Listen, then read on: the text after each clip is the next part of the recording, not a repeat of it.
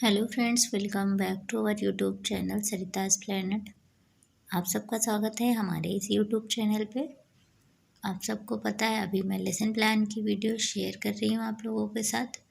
तो यहाँ पे ये वाला लेसन प्लान थर्ड सेमेस्टर का है बीएड का, जो कि 40 मिनट का होता है। अभी तो मैं कई दिनों से पिछले माइक्रो टीचिंग के बना रही थी, तो बीच में मैंने सोचा एक ये वाला भी शेयर कर देते हैं, वरना तो भी मैं माइक्रो टीचिंग के ही लेसन प्लान बनाऊँगी। और अगर आपको कोई और भी वीडियो चाहिए तो आप मुझे कमेंट कर दीजिएगा किसी और टॉपिक से रिलेटेड, तो मैं वो भी बना दूँगी। तो यहाँ पे आज मैं 35-40 मिनट वाला लेसन प्लान लेके आई हूँ, जो कि बीएड थर्ड सेमेस्टर में बनाया जाता है। सब्जेक्ट है एसएसटी। एसएसटी में सिविक्स का टॉपिक है राष्ट्रीय प्रतीक। तो जो भी चैनल पे नया है वो चैनल को सब्सक्राइब कर ले। और आपको यहाँ पे बिल्कुल फ्री में सारे लेसन प्लान अवेलेबल हो जाएंगे। और चैनल सब्सक्राइब करने से जो भी नई वीडियो आएगी वो आप तक पहुँच जाएगी। बेल आइकन प्रेस कर लीजिएगा ताकि आपके हेल्प हो जाएगी। आपके हेल्प के लिए हम ये वीडियो बना रहे हैं। तो चलिए वीडियो को शुरू करते हैं और आप लोग वीडियो एंड तक देखिएगा। वीडियो पसंद आए तो लाइक ज़रूर कीजिएगा। आई होप आपको वीडियो ज़रूर पसंद आएगी, क्योंकि ये थर्ड सेमेस्टर का ही लेसन प्लान है और मुझे पता है थर्ड सेमेस्टर में तो लेसन प्लान बनाने ही पड़ते हैं। तो ये वीडियो आपके काम की बिल्कुल होगी, जो भी बीएड या डीएलएड कर रहा है। तो चलिए वीडियो को शुरू करते हैं। तो यहाँ पे मैंने सबसे पहले लिखा है पाठ योजना। उसके बाद लिखा है, सबसे ऊपर हेडिंग पड़ेगी, हेडिंग नहीं मतलब ऊपर ऐसे लिखा जाएगा पाठ योजना। उसके बाद फिर दिनांक, उसके बाद विषय, फिर उसी लाइन में कक्षा, फिर यहाँ पे केंद्र का नाम, आप जहाँ भी आपकी टीचिंग लगे उसी स्कूल का नाम यहाँ पे लिखिएगा। और उसके बाद उप विषय, चूँकि विषय सामाजिक विज्ञान है तो इसका उप विषय आप यहाँ पे नागरिक शास्त्र लिखेंगे, क्योंकि सामाजिक विज्ञान में इतिहास, नागरिक शास्त्र और भूगोल 3 होते हैं। तो उप विषय नागरिक शास्त्र है और प्रकरण है राष्ट्रीय प्रतीक। चक्र आपको जिस बेला में पढ़ाने को मिले वो वाला यहाँ पे लिखिएगा। अवधि 35 मिनट। तो चलिए वीडियो को शुरू करते हैं। सबसे पहले, और ये कक्षा 6 का लेसन प्लान है। राष्ट्रीय प्रतीक शायद 7 में भी है, तो ये 6-7 दोनों में चल जाएगा। तो सबसे पहले है सामान्य उद्देश्य। अगर आप और लेसन प्लान बना चुके हैं तो यहाँ पे पूर्ववत लिख दीजिएगा, क्योंकि जो पहले लिखे सामान्य उद्देश्य वैसे ही रहते हैं। तो सामान्य उद्देश्य में मैंने यहाँ पे लिखा है, पहला है छात्रों को देश तथा समाज में हो रही सामाजिक राजनैतिक की जानकारी देना, ठीक है। दूसरा है कुशल नागरिकों का निर्माण करना। तीसरा है छात्रों को स्वयं अनुशासित रखते हुए कानून एवं नियम के पालन हेतु तत्पर बनाना। सामान्य उद्देश्य ये हमारा उद्देश्य होना चाहिए।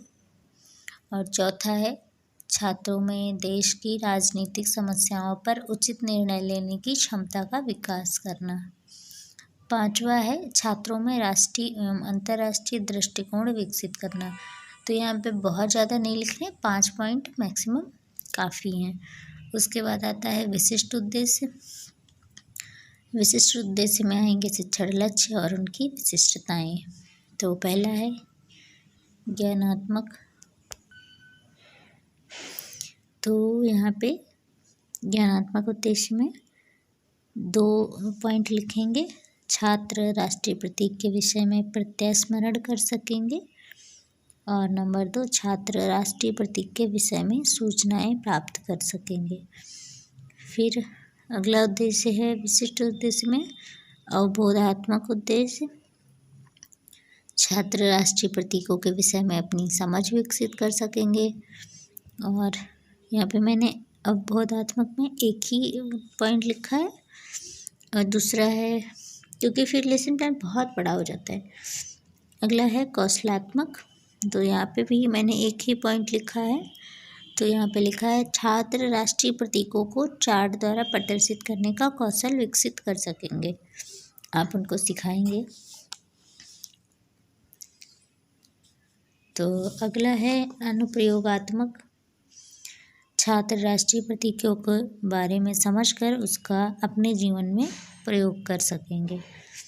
फिर आता है सहायक सामग्री। तो सहायक सामग्री में आपके पास होना चाहिए चार्ट पर उल्लिखित राष्ट्रीय प्रतीक एवं उसके वैज्ञानिक नाम, जिससे राष्ट्रीय प्रतीकों के आप चार्ट बना के ले जाइएगा, जिससे क्लास में पढ़ाने में अच्छा लगेगा, इम्प्रेशन भी अच्छा पड़ेगा।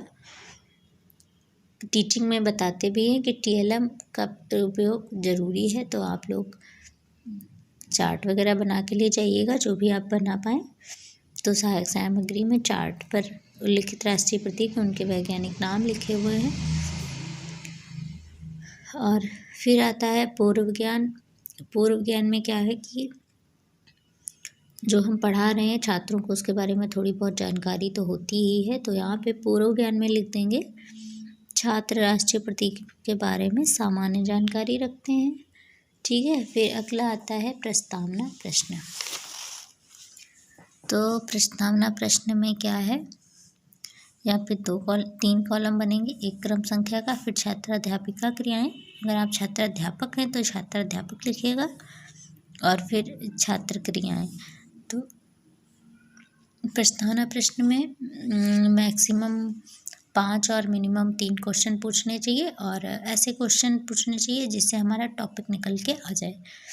ठीक है। तो यहाँ पे पहला क्वेश्चन है, हमारा देश कब स्वतंत्र हुआ? छात्र उत्तर देंगे 15 अगस्त 1947 को। फिर है, भारत में कौन कौन राष्ट्रीय पर्व मनाए जाते हैं? 26 जनवरी, 15 अगस्त, 2 अक्टूबर। फिर है, 26 जनवरी के अवसर पर क्या होता है? 26 जनवरी के अवसर पर राष्ट्रीय ध्वज फहराया जाता है। फिर है, राष्ट्रीय ध्वज को हम किस रूप में जानते हैं? तो राष्ट्रीय ध्वज को क्या बोलते हैं? राष्ट्रीय प्रतीक होता है, तो यहाँ पे उत्तर है राष्ट्रीय प्रतीक। ठीक है। फिर हम उद्देश्य कथन बोलेंगे कि बच्चों आज हम राष्ट्रीय प्रतीकों के बारे में जानेंगे।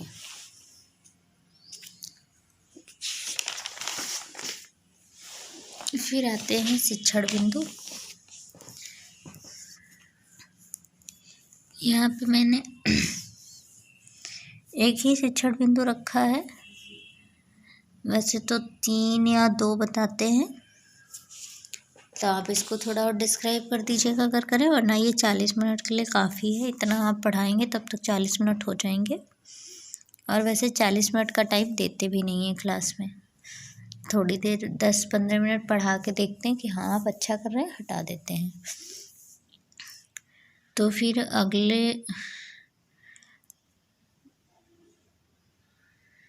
अगले में 5 कॉलम बनेंगे, जिसमें सबसे पहले शिक्षण बिंदु लिखा जाएगा, फिर छात्र अध्यापिका क्रिया, छात्र क्रिया, और शिक्षण विधि कि हम कौन सी विधि से पढ़ा रहे हैं, और श्यामपट्ट कार्य।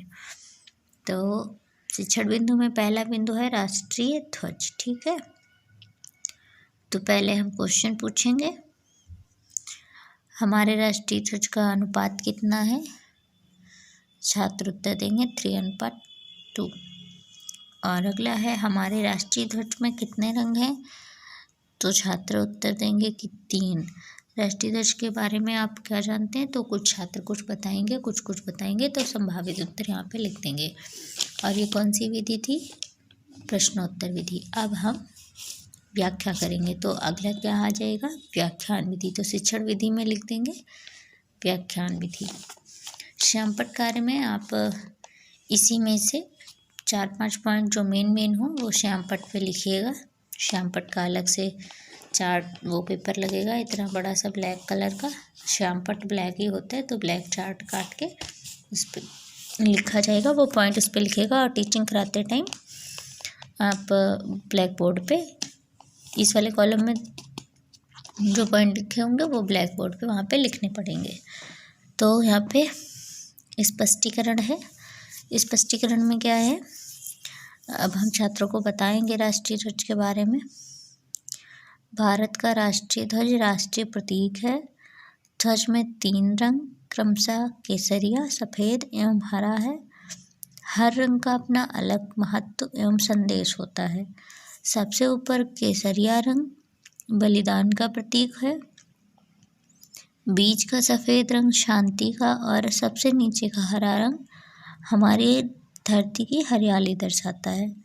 छात्र वाले कॉलम में लिखेंगे छात्र ध्यानपूर्वक सुनेंगे और शिक्षण विधि में लिखेंगे व्याख्यान विधि। ठीक है। उसके बाद ध्वज के बीच में बना हुआ चक्र उन्नति की ओर अग्रसर होने का प्रतीक है। यह चक्र नीले रंग का होता है तथा इसमें 24 तीलियां हैं। इसका अनुपात 3:2 होता है। ठीक है।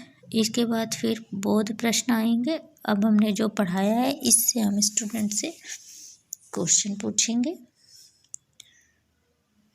तो यहाँ पे पहला क्वेश्चन है, चक्र में कुल कितनी तीलियां होती हैं? चूँकि छात्र भी पढ़ चुके हैं तो उनको पता है 24 तीलियां होती हैं। अगला क्वेश्चन है, केसरिया रंग किसका प्रतीक है? तो स्टूडेंट ये भी बता देंगे, बलिदान का प्रतीक। श्यामपट्ट सारांश हेडिंग पड़ेगी। तो जब आप लेसन प्लान बनाएंगे तो इधर वाला पेज प्लेन होता है विदाउट लाइन वाला, तो उस पर श्यामपट्ट चिपकाएंगे तो यहाँ पे लिखा हुआ है श्यामपट्ट सारांश बाएं पृष्ठ पर अंकित है। उसके बाद अगली हेडिंग आएगी लेखन एवं निरीक्षण विधि। तो छात्र अध्यापिका छात्रों को श्यामपट्ट कार्य अपनी अभ्यास पुस्तिका पर उतारने का आदेश देकर स्वयं कक्षा का निरीक्षण करेंगी। ठीक है। इतना सब हो जाने के बाद पुनरावृत्ति प्रश्न आएंगे जो कि हम फिर से स्टूडेंट से पूछेंगे, या जैसे जो राष्ट्रीय हैं उनके बारे में, जो राष्ट्रीय प्रतीक है उनके बारे में। पुनरावृत्ति प्रश्न में जैसे हम पूछ लेंगे राष्ट्रीय पक्षी का नाम क्या है, राष्ट्रीय गीत क्या है, राष्ट्रीय गान किसने लिखा है, और उसके बाद गृह कार्य देंगे। विद्यार्थी घर से राष्ट्रीय प्रतीक को तथा उनके लेखक के नाम याद करके आएंगे। तो इस तरह से ये लेसन प्लान कंप्लीट हो गया है। तो जब आप टीचिंग करेंगे तो आपको वैसे ये वीडियो भले 14-15 मिनट की हो, पर जब आप टीचिंग करेंगे तो आपको पूरे 35 मिनट लग जाएंगे, क्योंकि स्टूडेंट से पूछना है, फिर वो बताएंगे, फिर हमको समझाना है। तो इस तरह से करके ये पूरा लेसन प्लान 35 मिनट का है, जो कि अगर आपको 35 मिनट मिलते हैं तो आप पूरे 35 मिनट पढ़ाइएगा। और जो भी चैनल पे नया है चैनल को सब्सक्राइब कर लेना। आगे आपके लिए और भी हेल्पफुल वाली वीडियो मिलने वाली हैं आपको, तो चैनल आपके लिए हेल्पफुल है और आप चैनल सब्सक्राइब कर लीजिएगा और अपने दोस्तों में शेयर ज़रूर कर दीजिएगा। वीडियो पसंद आई तो लाइक कमेंट कीजिएगा। मिलते हैं हम एक नए लेसन प्लान के साथ, जो कि 3rd सेमेस्टर वालों के लिए हेल्प करेगा। तो हम बहुत जल्दी किसी और सब्जेक्ट के भी लेसन प्लान लेके आएंगे। 3rd सेमेस्टर के जो लेसन प्लान है वो मेरे 2 ही सब्जेक्ट के हैं, हिंदी और सिविक्स के, क्योंकि मेरे पास यही सब्जेक्ट थे। लेकिन अब हम और भी सब्जेक्ट के लेसन प्लान आप लोगों के लिए लेकर आएंगे। तो आप लोग चैनल को फटाफट सब्सक्राइब कर लीजिए, दोस्तों में शेयर कर दीजिएगा। अगर आप लिखना चाहें तो इसे आराम से लिख भी सकते हैं। मैंने बहुत ही अच्छे से वीडियो दिखाया है ताकि आप वीडियो पॉज करके लिख सकते हैं। एकदम साफ साफ दिख रहा है।